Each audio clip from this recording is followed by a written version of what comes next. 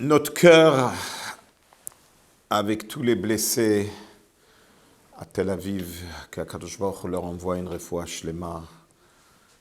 Notre cœur avec les familles des victimes. J'ai parlé avec une maman qui habite à Montréal et que sa fille a déménagé, habite maintenant en Israël. Elle habite vraiment juste en bas de chez elle. L'attentat est arrivé et elle n'arrête pas de pleurer. Et vous pouvez s'imaginer dans quel exil profond nous nous trouvons. Une situation terrible en Eretz Israël. Et il faut juste prier très fort pour la Géoula. Alors, ce Shabbat, la paracha de cette semaine, elle s'appelle Metzora, le lépreux. Dans les générations d'avant, le Rav Sadia Gaon, Rashi, Rambam ne voulait même pas mentionner, il disait Zotiyeh ou Parashat Tara, il ne voulait pas mentionner. Plus tard, les dernières générations, on appelle ce nom Metzora. Notre question qui se pose dans la paracha, c'est marqué que le lépreux, il va être forcé à amener vers le Kohen, Vehuva et la Kohen. Qu'est-ce que ça veut dire? Pourquoi il faut le forcer? Qu'il aille chez le Kohen pour qu'il l'examine, pour voir ce qui se passe. Le Rabbi il explique et il dit que le lépreux représente une personne qui parle du mal, la shonara. Alors quelqu'un qui parle la shonara, il doit être dehors de tous les trois camps. Et un jour, il faut l'examiner, c'est ça que la Torah il parle d'un lépreux qui est en train de se purifier. Le Rabbi il explique, il dit, cette situation du lépreux qui est en train de se purifier, c'est la situation du peuple juif qui doivent, Dieu, il a promis qu'à la fin du temps, le peuple juif va faire tchouva. Alors intéressant que le passouk ne dit pas qu'il va venir de lui-même, il va être amené vers le Kohen. Le Rabbi dévoile un secret qui est important pour maintenant, c'est actuel, que Hachem, il va commencer à forcer les choses.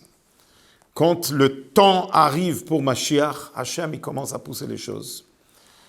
Et il amène carrément un passouk que Dieu, il dit, par la main forte, je vais dominer sur vous. C'est incroyable quand on voit ce qui se passe dans le monde, ce qui se passe en Israël, on voit que Hachem, il pousse. Ça fait 2 ans qu'Hachem, il pousse. Hachem, il nous parle. Il nous dit, allez, ça y est, le temps est arrivé, il faut sortir de l'exil. Alors, c'est non-stop, un événement après un autre événement, juste en train de nous pousser. Qu'on réalise qu'on est dans une grande obscurité, qu'il faut demander, qu'il faut insister, qu'il faut crier pour le Mashiach. Alors,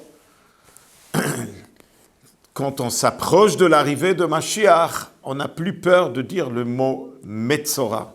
Parce qu'on parle d'un moment que lui, le lépreux, il se transforme.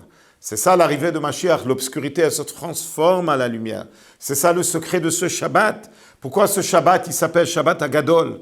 Parce que les Juifs, ils ont reçu l'ordre d'amener l'agneau. Et les Égyptiens, ils ont vu l'agneau, ils ont dit aux Juifs, qu'est-ce que vous faites? Ils ont dit, on va l'égorger.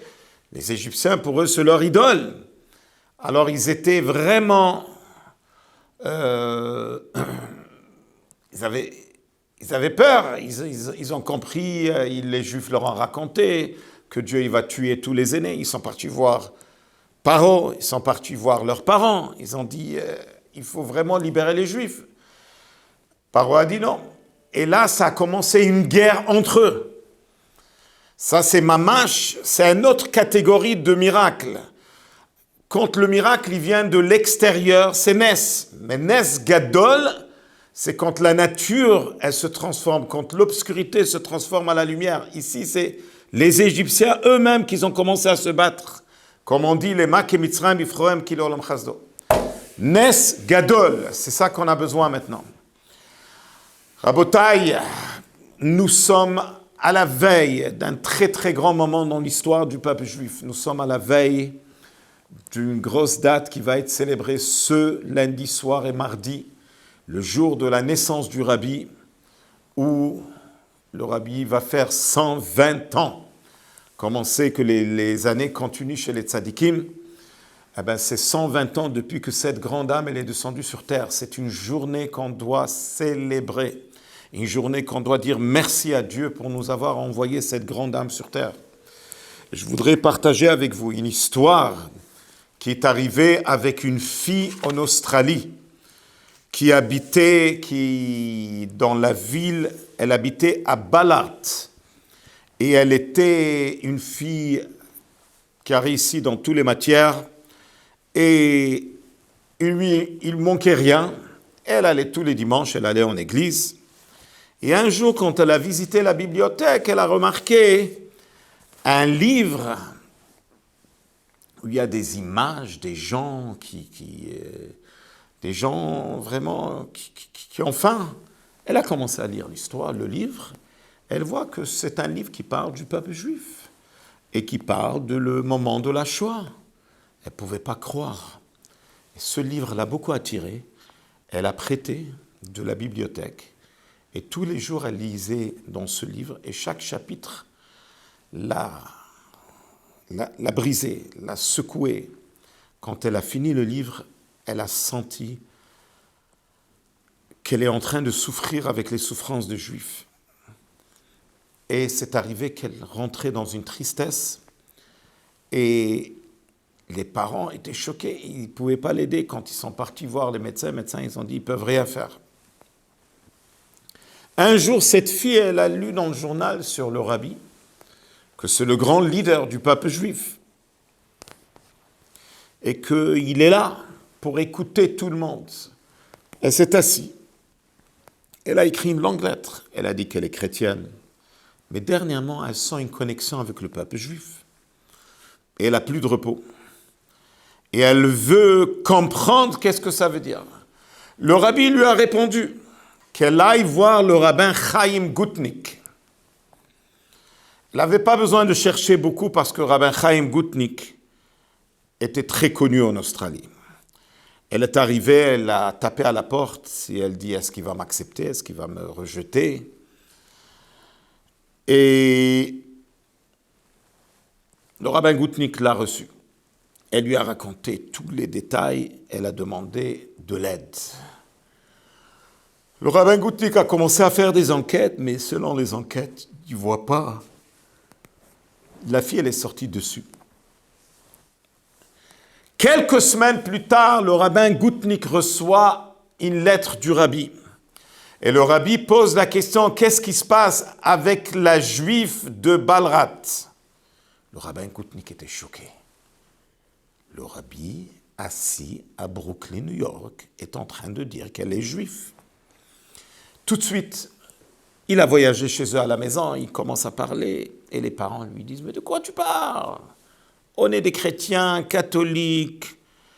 Notre fille, elle a une folie qui est rentrée chez elle, et Rabbin Gutnick retourne à la maison et il y a un mystère. Il ne sait pas quoi faire. Des jours passent et Rabbin Gutnick, il reçoit des nouvelles que la fille est à l'hôpital et que ses heures sont comptées. Il demande à son ami, le Reb Zalman Serebransky, d'aller avec lui à l'hôpital. Et ils sont partis.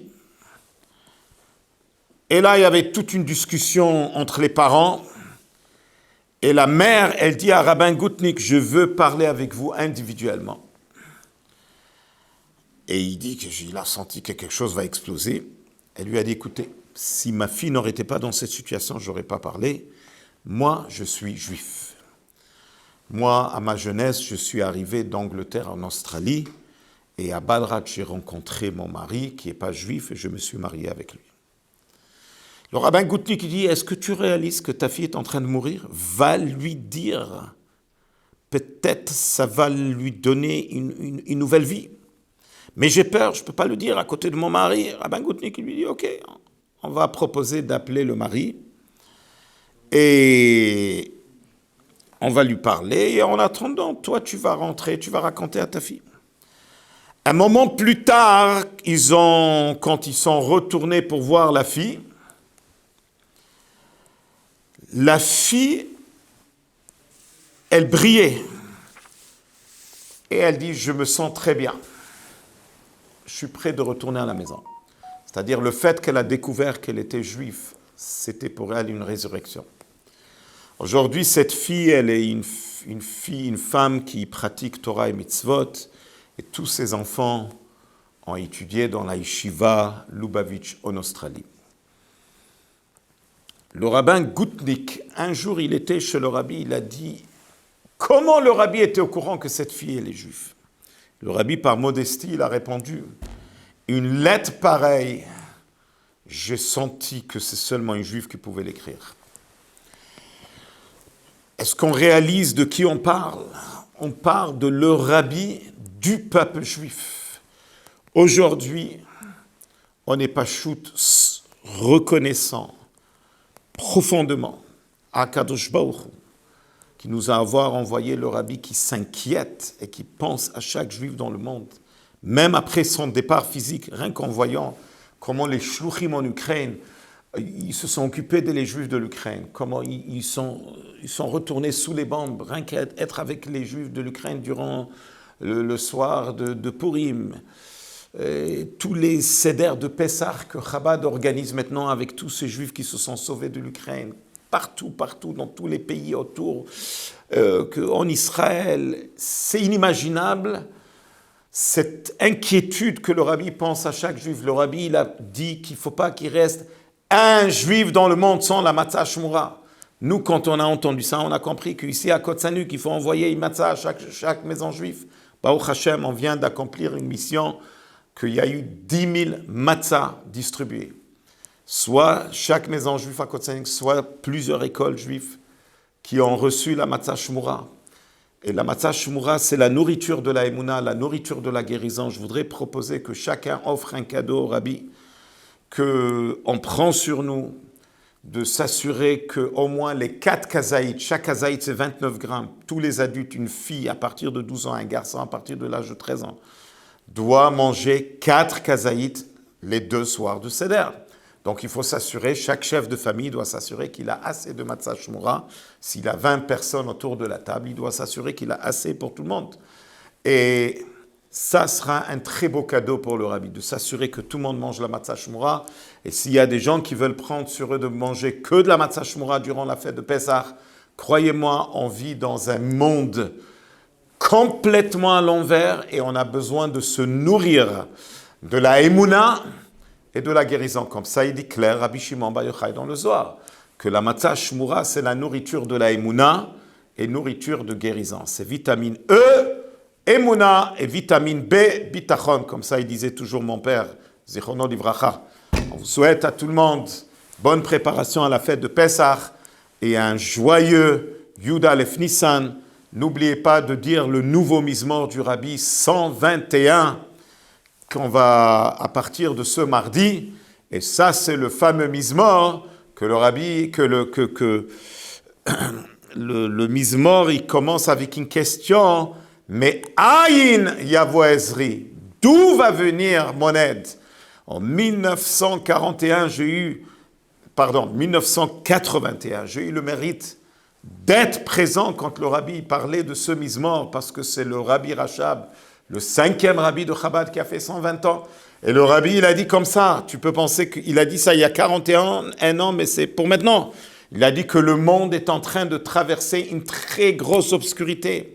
Et on se pose la question, mais Aïn Yavo Ezri, d'où va venir mon aide? Et la réponse, elle est, mais Aïn, elle va venir d'un endroit inconnu, d'un endroit au-dessus de limite. Aïn, c'est le chiffre 101, qui est un chiffre illimité. Et j'ai entendu d'un chassid que Aïn, c'est les initiales de Yud Aleph Nissan. Aïn a 3 lettres. Aleph Yud Nun. Ça fait Yud Aleph Nissan, le jour que le rabbi est né. Notre aide va venir de cette immense journée, que le mazal du rabbi est fort, le mazal du peuple juif est fort. Et bien, Ezrat Hashem, de ce grand événement de 120 ans du rabbi, va venir une grande Yeshua pour tout le peuple juif, va venir ce qu'on attend avec impatience, la Géoula, Ha'amitit, Ve'ashlema, par Mashiach Tzidkenu. Shabbat Shalom.